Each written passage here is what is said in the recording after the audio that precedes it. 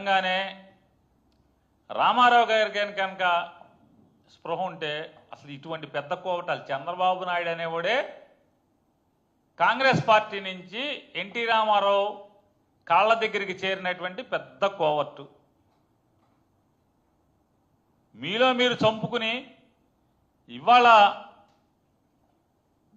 ముద్దాయిలుగా YCP వాళ్ళని పెట్టి ఇటువంటి తప్పుడు ప్రకటనలు ఇచ్చినంత మాత్రాన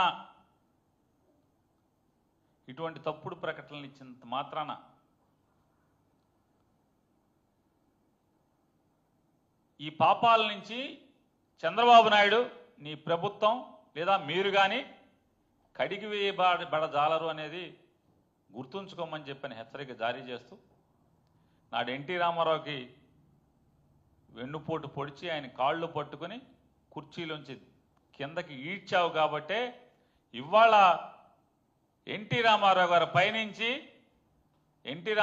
పైనుంచి మీ కొడుకుతోనే మీ కాళ్ళు పట్టించి మీ కాళ్ళు బరబరా ఈడ్చి మీ ప్రతి కుర్చీలోంచి ఇవాళ తెలుగుదేశం పార్టీ కుర్చీలోంచి లాగుతున్నాడు.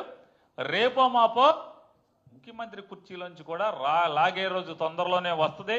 ఎన్టీ రామారావు గారి పైనుంచి ఆనంద బాష్పాలు, ఆయన ఆత్మ ఆనంద బాష్పాలతో తడిసి ముద్దవద్దని చెప్పని కూడా మీకు తెలియజెప్తున్నాం.